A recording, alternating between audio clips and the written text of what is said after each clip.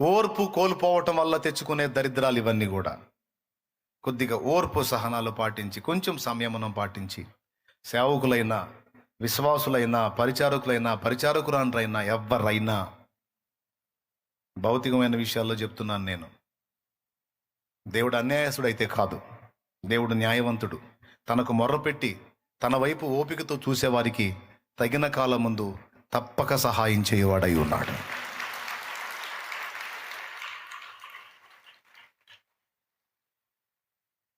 దేవుని కార్యాలు పొందడానికి ఏం అవసరమైంది? వాగ్దానాలు పొందడానికి ఓరిమి. చూడండి, హెబ్రీ పత్రికలో ఉంది ఆ మాట. హెబ్రీ పత్రికలో చెప్తాడు స్పష్టంగా. చూడండి ఏం అవసరమై ఉందో.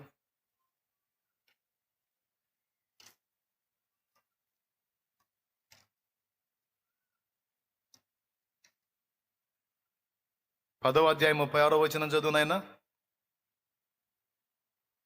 మీరు దేవుని చిత్తమును నెరవేర్చిన వారై వాగ్దానము పొందు నిమిత్తము మీకు ఓరిమి అవసరమై ఉన్నది. ఓరిమి అంటే ఓర్పయ్యా. మళ్ళీ ఒకసారి చదువు నాన్న, మన వాళ్ళకి ఎక్కదో ఒక పట్టాన.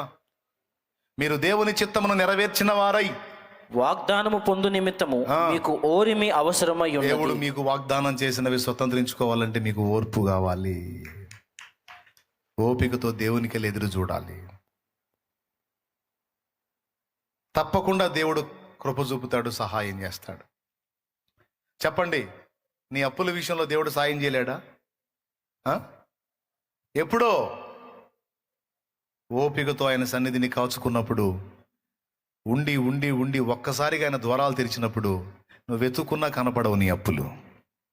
అలా చేశాడు, చాలామంది జీవితాల్లో చేశాడు. నా లైఫ్లో కూడా నేను అనుభవించాను. అందుకే ఇంత ధైర్యంగా చెప్తున్నాను నేను. ఎందుకు కంగారు పడేది? ఎందుకు తిండి తిప్పలు మానుకునే గందరగోళం అయిపోయి బీపీ షుగర్లు తెచ్చుకునేది? సావా బతుకు అనుకునేది ఎందుకు? సావటానికి పెద్ద తెగింపు కావాలి.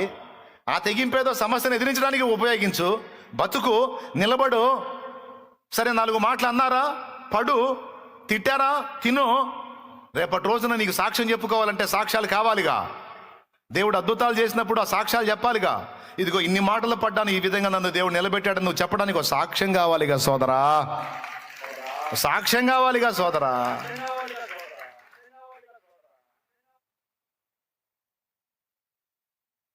తెలుసో తెలియకో చేసావు, అయిందేదో అయిపోయింది. ఇక ఎంత మొత్తుకున్నా రాదు. దేవుడు ఒక బలమైన కార్యం చేస్తాడు. ఎలా చేస్తాడు, ఏ విధంగా చేస్తాడంటే, నీకు దారి లేకపోతే దేవుడికి లేదా అయింది. ఏమయ్యా, నీకు అసాధ్యమైందని దేవుడికి కూడా అసాధ్యమా? దేవునికి సమస్తము సాధ్యమే. ఒక మాట పలికితే చాలు, జరగాల్సిన కార్యాలన్నీ జరిగిపోతాయి. ఆయన నమ్మదగిన వాడు. ఆమేన్. ఆయన నమ్మదగిన వాడు. తిండి తిప్పలు మానేసి దిగులు పడి ఆలోచించి చుట్టూ ఊడిపోయి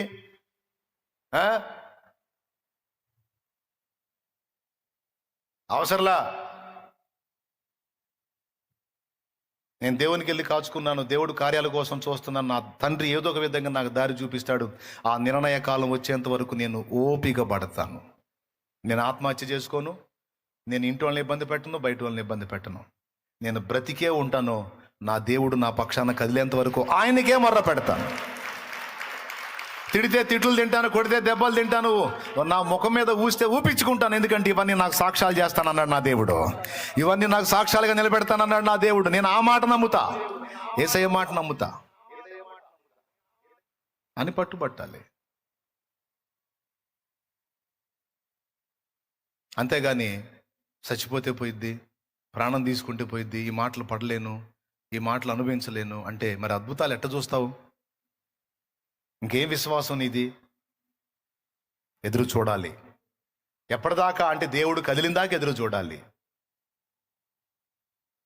అది రేపే కావచ్చు, ఎల్లుండే కావచ్చు. ఎవరికి దయ పుట్టిస్తాడో, ఎవరికి ఏ కార్యం చేస్తాడో, ఎవరి హృదయంలో ఏ మమత పుట్టిస్తాడో, ఎటువైపు నుంచి నీకు సహాయం అందిద్దో. చిల్లర చిల్లర అప్పులు కుప్పలు తిప్పలు ఉన్నాయి మాకు ఒకప్పుడు. దేవుణ్ణి నమ్ముకున్నా, మొత్తాన్ని కూర్చోబెట్టి ప్రార్థన చేయండి అని చెప్పా. నా మాట మీద నమ్మకం ఉంటే నేను చెప్పినట్టు మోకాళ్ళు వేసి ప్రార్థన చేయండి, దేవుడు మనకు డబ్బు సహాయం చేయకపోతే అప్పుడు అడగండి అని ప్రార్థన చేయమని కూర్చోబెట్టా. నా మాటిని కూర్చున్నారు మొత్తం ప్రార్థనలో. దేవుడు దేవల్ల ఎట్లనో కొంచెం సంతోషం మా వాళ్ళని చూసి నాకు. ఎందుకంటే సోదోళ్ళు కాదు, ఆ సోదోళ్ళు కాదు, నా ఫ్యామిలీ చురుకైన వాళ్ళే. ఎందుకంటే మోకాళ్ళు వేశారు కాబట్టి. మోకాళ్ళు వేయకపోతే ఆసోదోళ్ళు లెక్కలో కట్టేవాడు వాళ్ళని కూడా. నా మాటిని మోకాళ్ళు వేసి ప్రార్థన చేయటం మొదలు పెట్టారు. మీరు నమ్మండి నమ్మకపోండి, నేను యథార్థం చెబుతున్నా. ఈ చిలకలూరుపేటలో అప్పుల పాలైపోయి ఇక్కడ నుంచి మేము నరసరావుపేట వెళ్ళి అక్కడ బ్రతుకుతా ఉన్నాం. 100 రూపాయల అప్పు కూడా పుట్టదు మాకు ఇక్కడ. అలాంటిది ఒక తల్లి ఫోన్ చేసింది, దేవుడు ఆమెతో మాట్లాడాడు. మేము రోజు మోకాళ్ళుని పొద్దున సాయంత్రం మధ్యాహ్నం ఖాళీ దొరికినప్పుడల్లా మోకాళ్ళు వేసి బైబిల్ మధ్యలో పెట్టుకొని ప్రార్థన చేయటం మొదలు పెట్టాం. దేవుని వైపు చూడటం మొదలు పెట్టాం. దేవునికి మొర్ర పెట్టడం మొదలు పెట్టాం. ఎక్కడి నుంచి ఫోన్ చేసింది మాకు. ఫోన్ చేసింది ఆ తల్లితో మాట్లాడింది. ఆ తల్లి, ఎందుకు వదిలిపెట్టిపోవాలి ఊరు మీరు? అప్పులైతే ఒక మాట నాకు చెప్పొద్దా? రా, నువ్వు రా, ఎక్కడెక్కడ ఎన్ని అప్పులు ఉన్నాయో లెక్క రాసుకోండి, మొత్తం రాసుకోండి, ఎంత డబ్బు అయిదో చెప్పండి, అది మొత్తం నేను తీసుకొస్తా.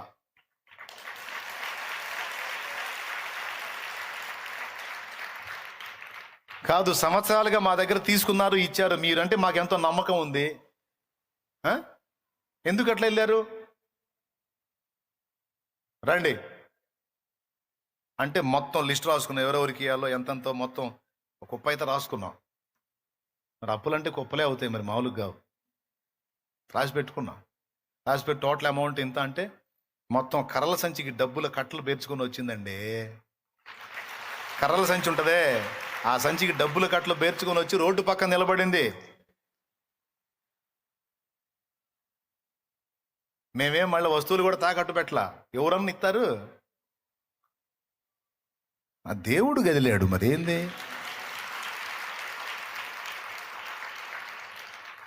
మీలో కొంతమంది అంటుండొచ్చు, ఇప్పుడు నేను ఆ కర్రల సంచి కోసం ఎదురు చూస్తున్నాను అన్నయ్య అని.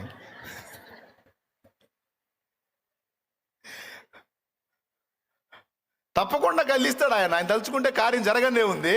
నాకు విశ్వాసం ఉంది నీ పట్ల జరిగింది కార్యం అని.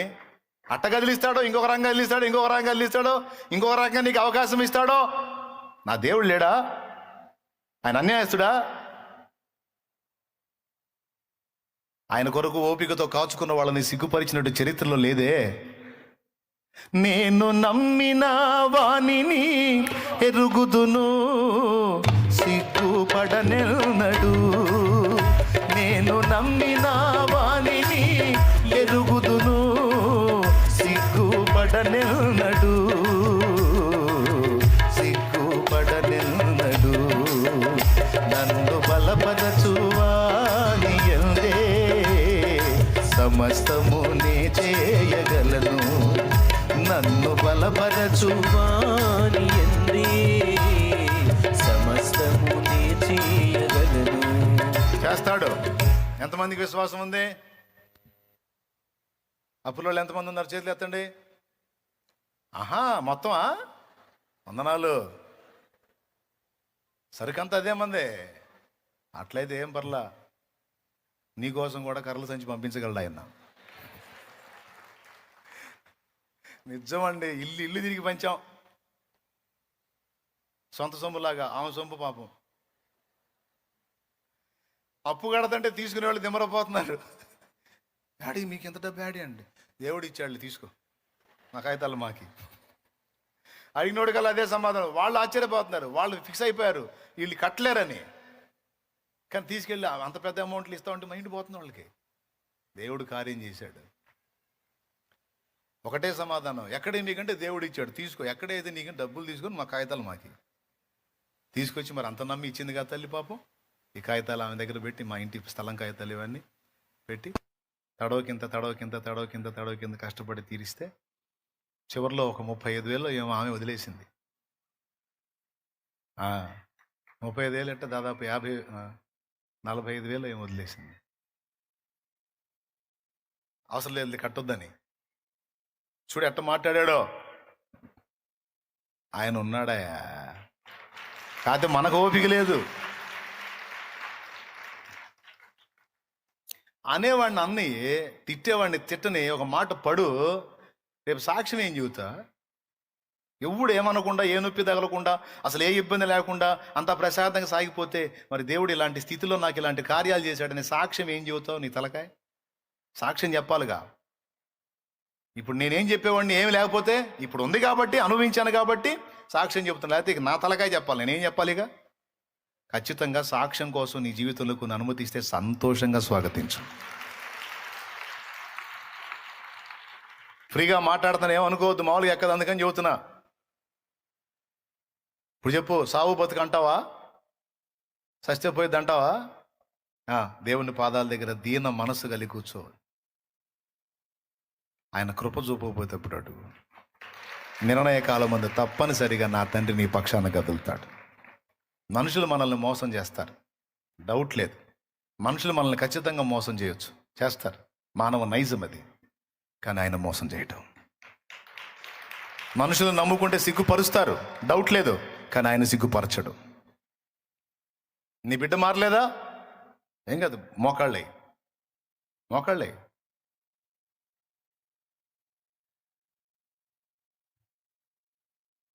వాడిని నీ ముందు పెట్టుకో, వాడి ఫోటో పెట్టు నీ ముందు.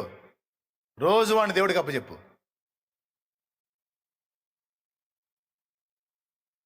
ఇదిగో వీడి సంగతి చూడు ప్రభువా, వీడి సంగతి చూడు. పెట్టు, ఆ ఫోటో పెట్టు, వాడి ఫోటో పెట్టు అప్పచెప్పు దేవుడికి. వీడు నా కుమారుడు, వీడి సంగతి తేల్చు. వీడు మార్చబడాలా, వీడు దర్శించబడాలా, రక్షింపబడాలా, వీడి మనోనేత్రాలు వెలగాల. వీడు నాకంటే ఎక్కువగా యేసయ్యా యేసయ్యా యేసయ్యా యేసయ్యా అని కలవరం కలవరించాలా. నీ కూతురు కదలలేదా? పెట్టు, దేవుని ముందు పెట్టు, ఆయన ఫోటో పెట్టు, మోకాళ్ళేయ్, మొర్ర పెట్టు. దేవుణ్ణి కలవరించేటట్టు చేయకపోతేప్పుడు అడుగు. ఎందుకంటే నువ్వు మనుషుల దగ్గరికి వెళ్ళి మొత్తుకోవట్ల, జీవం గల దేవుడి పాదాల దగ్గరికి వెళ్ళి ఆయన ముందు చూపించి. హిజ్కియా రబ్షాకే పంపిన ఉత్తరాన్ని తీసుకెళ్లి దేవుని ముందు చదివినట్టు నీ బిడ్డ ఆనవాళ్ళు దేవుని ముందుకు తీసుకెళ్లి దేవుడికి చెప్పు. ఇదిగో నా బిడ్డకు సంబంధించిన ఆకృతో లేకపోతే వస్త్రము దేవుని ముందు తీసుకెళ్ళి, ఇదిగో నా బిడ్డ నీ చేతికి అప్పగిస్తున్నా, నువ్వు కదిలించుమని పెట్టు. దేవుని ముందు తీసుకెళ్ళి పెట్టు, రోజు మొరపెట్టు. వాడిని కదిలించొద్దు, ఆయన కదిలించొద్దు, మొర్రపెట్టు అంతే. నువ్వు గిర్రా గిర్రా గిర్రా గిర్రా గిర్రా తిరిగే వాడే వచ్చి పడతాడు ఆడ. ఏం మంత్రగాడికి మాంత్రికుడికి అంత శక్తి ఉన్నప్పుడు జీవం గల దేవుడికి లేదా అయింది? వీడు ప్రయోగతంతు చేస్తే అవతల మనిషి డ్యామేజ్ అయినప్పుడు మనం దేవుని ముందు ప్రార్థన చేస్తే వాడిని కదిలించడా దేవుడు? దయ్యాల కంటే, దురాత్మల కంటే, సైతాను కంటే బలవంతుడు నా యేసయ్య.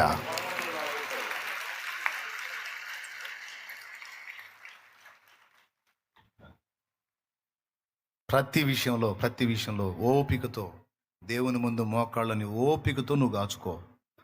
దేవుడు కార్యం జరగకపోతేప్పుడు అడుగు. ఆ ఓపిక లేకనే చాలామంది ఇబ్బంది పడుతుంది. తొందరపాటు నిర్ణయాలు, తొందరపాటు మాటలు, తొందరపాటు అడుగులు దెబ్బ కొడుతున్నాయి. కాదు, దేవుడు కదిలిందాక కొంచెం ఓర్పు సంయమనం పాటించి మనం దేవుని ముందు కూర్చోవటం అలవరుచుకోవాలి.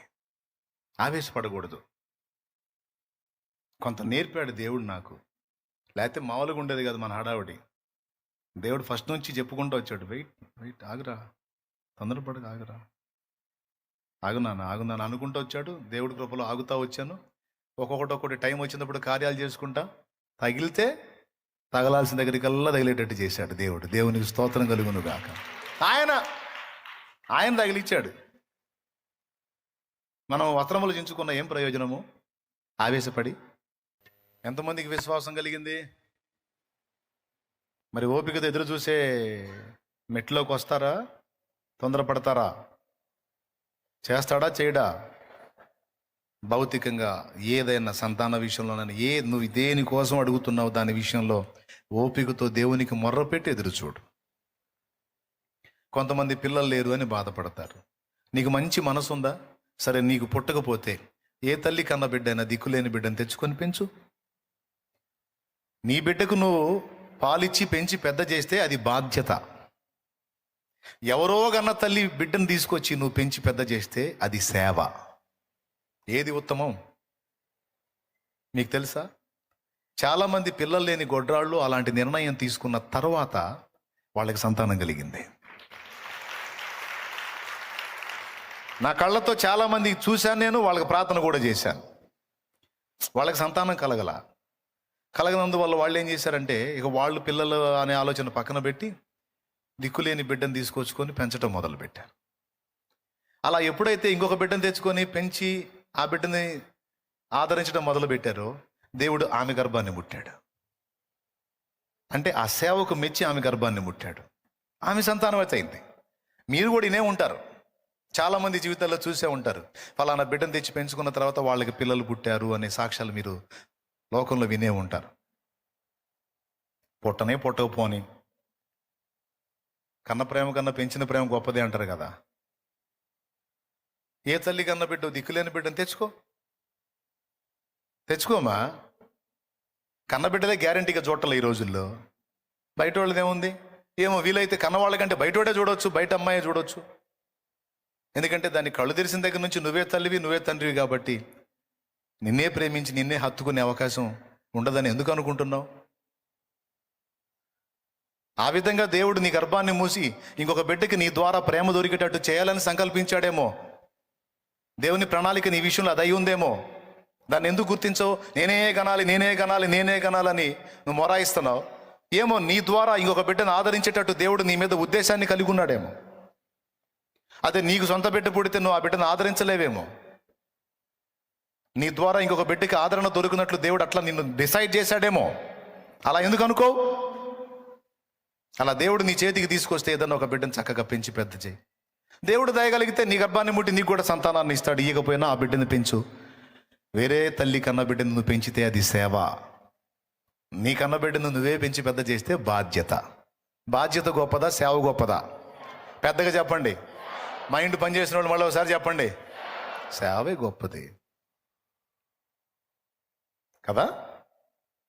చెయ్యి, ఆ పని చెయ్యి. విశ్వాసంతో ఓపికతో ఎదురు చూడు. లేదు నాకే దేవుడు ఇస్తాడనే విశ్వాసం ఉందా? కూర్చో, దేవుని ముందు ఓపికతో ఎదురు చూడు. తప్పకుండా ఇస్తాడు. శారాకి ఇచ్చినోడు, రెబ్కాకి ఇచ్చినోడు, హన్నాకి ఇచ్చినోడు, రాహేలుకి ఇచ్చినోడు నీకు ఇవ్వడాయండి. ఆయన ఇస్తాడు. ఓపికతో ఆయన పాదాల దగ్గర ఎదురు చూడు. కుటుంబ పరిస్థితుల మార్పు విషయంలో కూడా నిరాశపడొద్దు, నిరుత్సాహపడొద్దు. ప్రార్థనలు చేస్తున్నా కానీ జవాబు రావట్లేదని కృంగిపోవద్దు. జవాబు దేవుడు ఇచ్చేంత వరకు ప్రార్థన ఆపకూడదు, ఓపిక కోల్పోకూడదు.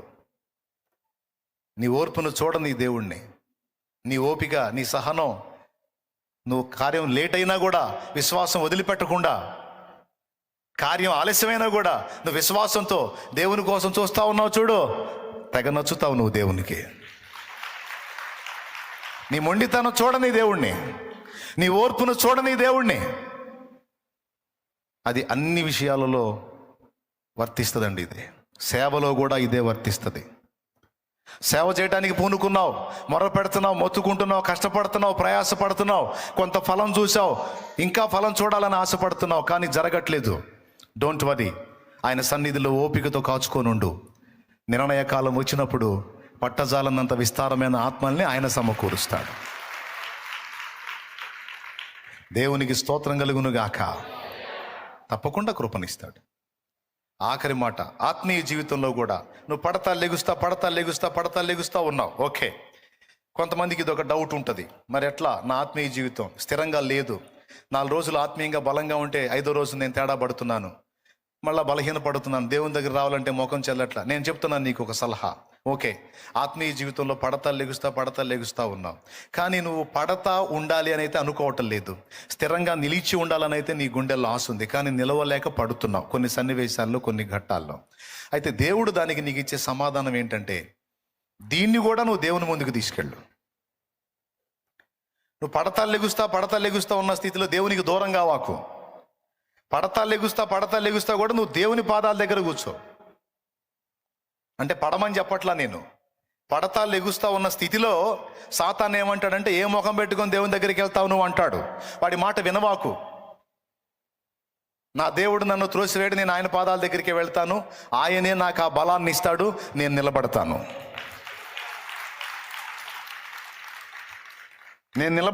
ఆయన నన్ను నిలబెడతాడు.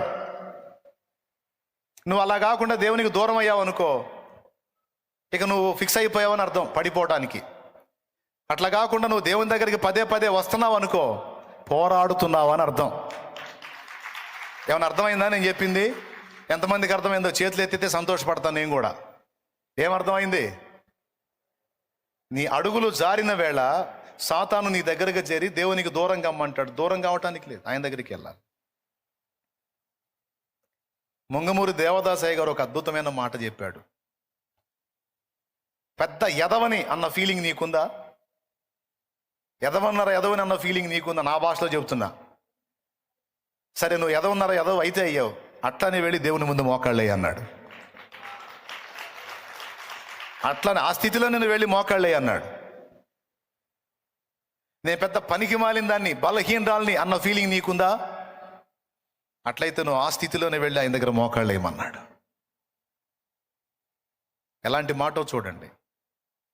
నీ బలహీనతలను సాతాను నీకు చూపించి దేవునికి దూరం కా, దేవుడు నిన్ను ఒప్పుకోడు అంటాడు. నువ్వు వాడి మాట వినొద్దు. నన్ను కొడితే కొట్టాడు, తిడితే తిట్టాడు, బలపరిస్తే బలపరుస్తాడు. నేను ఆయన దగ్గరికే వెళతా, ఆయన వదలను. ఏమనాలి? నేను ఆయన దగ్గరికే వెళతా, ఆయన మాత్రం వదిలిపెట్టను. నేను, నా దేవుడు నాకు బలం ఇచ్చిందాక, యెహెజ్కేలు నీవు చక్కగా నిలబడు, నరపుత్రుడా నీవు చక్కగా నిలబడు, నేను నీతో మాట్లాడాలి అన్నప్పుడు యెహెజ్కేలు నిలవలేకపోయాడు. ఆత్మ యెహెజ్కేలు నిలబెట్టినట్టు అవసరమైతే నా దేవుడు తన ఆత్మను పంపి నన్ను నిలబెట్టుకుంటాడు. అప్పటిదాకా నేను ఆయన పాదాలు అయితే వదిలిపెట్టను. నేను ఆయన సన్నిధినే గాచుకుంటాను, ఆయనకి దూరం అయితే కాను అని. నువ్వు దేవుని పాదాలను ఆశ్రయించటం మానకూడదు. అక్కడ కూడా నీకు ఓర్పు అవసరమై ఉంది. కొన్నిసార్లు విసుగొచ్చిద్ది నీకు. ఇది ఎట్లా ప్రభా, ఇన్నిసార్లు నా ఆత్మీయ జీవితంలో తొట్టుపాట్లు అంటే, నిన్ను బాధ పెట్టడం అంటే నాకు చాలా సిగ్గుగా ఉంది. నేను నీకు తగను ప్రభువా, నేను నీకు తగను ప్రభువా, పనికిరాను ప్రభువా, పనికిరాను దాని ప్రభువా, పనికిరాను అండి ప్రభువా, అసహ్యుణ్ణి ప్రభువా, అసహ్యురాల్ని ప్రభువా అని నీకు బాధ కలిగిద్ది. దేవుని ముందు చెప్పుకొని దుఃఖపడతా ఉంటావు.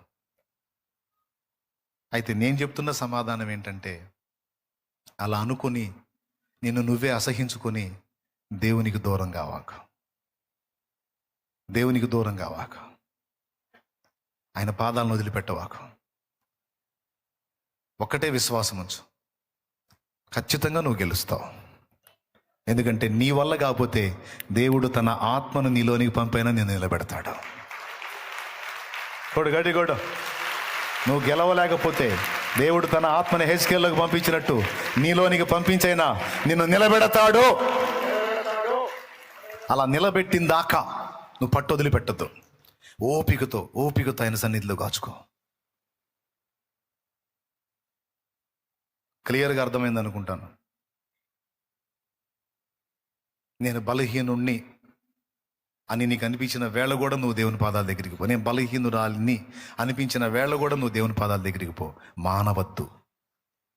మానవద్దు. ఆయన రక్తంతో కడిగి శుద్ధి చేసి మళ్ళా నిన్ను పురికొల్పి బలపరుస్తాడు. ఆయన తీసుకునే స్టెప్స్ ఆయన తీసుకుంటాడు. ఎట్టకేలకు నిన్ను నిలబెడతాడు.